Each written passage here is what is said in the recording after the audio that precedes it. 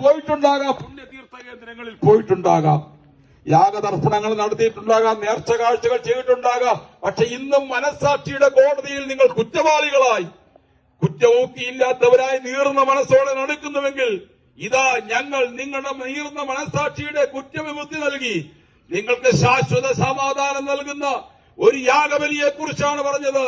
അത് യേശു ക്രിസ്തുവിന്റെ രക്തമാണ്. മനസ്സാക്ഷി കോടതിയിൽ നിന്ന് നിങ്ങളെ രക്ഷിച്ച്, നിങ്ങളുടെ പാപങ്ങളെ ക്ഷമിച്ച് നിങ്ങൾക്ക് പൂർണ്ണ സമാധാനം നൽകുന്നത് യേശു ക്രിസ്തുവിന്റെ ക്രൂശിൽ ചൊരിഞ്ഞ രക്തമാണ്. ആ യേശുവിനോട് കർത്താവേ, ഞാൻ കേട്ട വാർത്ത സത്യമെന്ന് ഞാൻ വിശ്വസിക്കുന്നു. ഞാൻ അങ്ങേ എന്റെ പാപത്തിന് പരിഹാരത്തിന് വേണ്ടി ക്രൂശിൽ യാഗമായ ക്രിസ്തുവെന്ന് ഞാൻ വിശ്വസിക്കുന്നു. ആ യേശു ക്രിസ്തു പാപപരിഹാരാർത്ഥ യാഗമാകുക മാത്രമായിരുന്നില്ല കേട്ടോ. താൻ ഈ ലോകത്തിൽ മനുഷ്യനായി ജീവിച്ചിരിക്കുമ്പോൾ തന്നെ തന്റെ ശിഷ്യന്മാരോട് പറഞ്ഞു, ഈ മന്ദിരം നിങ്ങൾ പൊളിപ്പീൻ, 3 നാൾ കൊണ്ട് ഞാനത് പണിയുമെന്ന് പറഞ്ഞു. യേശു ക്രിസ്തു 3-ാം നാളിൽ ഉയർത്തെഴുന്നേൽക്കുമെന്ന് താൻ ജീവിച്ചിരിക്കുമ്പോൾ തന്നെ പറഞ്ഞിരുന്നു.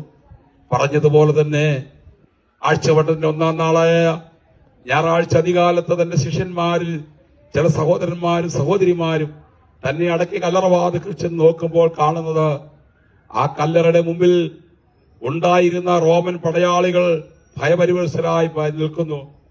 അവിടെ വെച്ചിരുന്ന വലിയ കല്ലുരുട്ടി കഥകായി വെച്ചിരുന്ന കല്ല്, റോമൻ മുദ്രകളൊക്കെ വെച്ചിരുന്ന മുദ്രകളൊക്കെ ഭേദിച്ച് കല്ലുരുട്ടി മാറ്റിയിട്ട കല്ലിന്മേലൊരു ദൂതനിരിക്കുന്നു.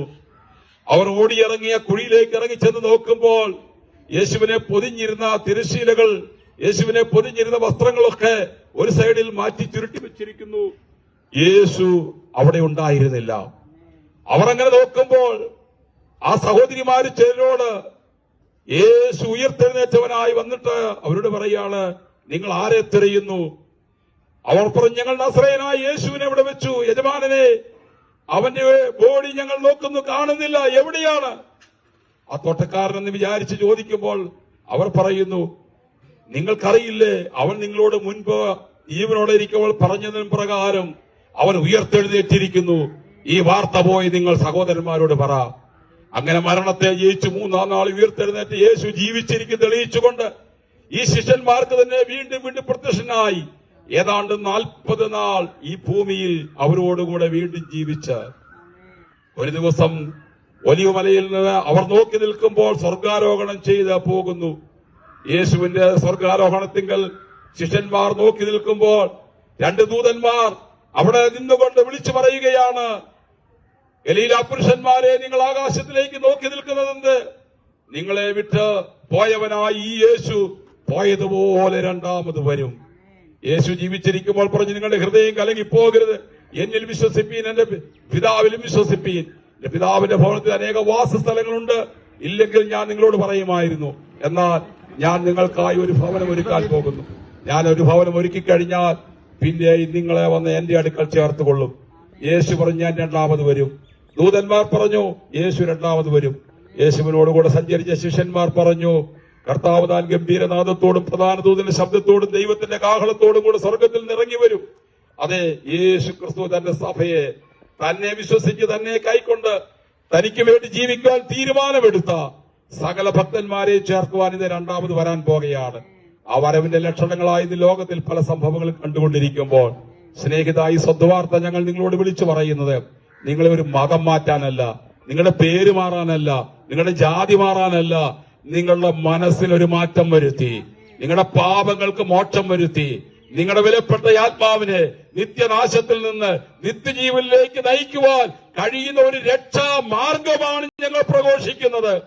ഇതൊരു മതത്തെ പ്രകീർത്തിക്കുകയല്ല, ഒരു മതപ്രഭാഷണം നടത്തുകയല്ല, രക്ഷയുടെ ഒരു മാർഗമാണ്, ഒരു വഴിയാണിത്. അതുകൊണ്ടാണ് യേശു പറഞ്ഞത്, ഞാൻ തന്നെ വഴിയും സത്യവും ജീവനുമാകുന്നു, എന്നിലൂടെ അല്ലാതെ ആരും പിതാവിന്റെ അടുക്കിലേക്ക് പോകുന്നില്ല. ആ സ്വർഗ പിതാവിന്റെ ഭവനത്തിലേക്ക് നിത്യജീവനിലേക്ക് കടക്കുവാൻ ബൈബിൾ ഇങ്ങനെ പറയുന്നു, മറ്റൊരുത്തനിൽ രക്ഷയില്ല, നാം രക്ഷിക്കപ്പെടുവാൻ ആകാശത്തിന്റെ കീഴിൽ മനുഷ്യരുടെ ഇടയിൽ നൽകപ്പെട്ട വേറെ ഒരു നാമവുമില്ല, യേശു ക്രിസ്തുവിന്റെ നാമം ഒഴികെ.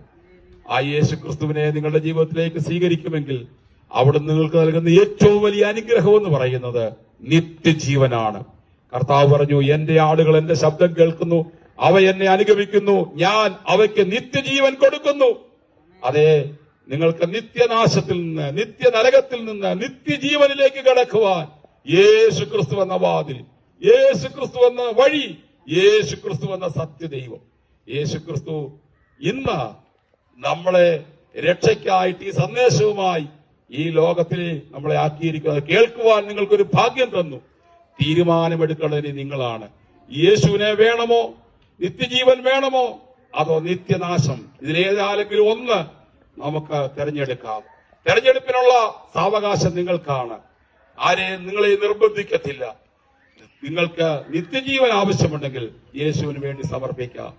യേശുവേ, എന്റെ ഓർമ്മ വെച്ച നാൾ മുതൽ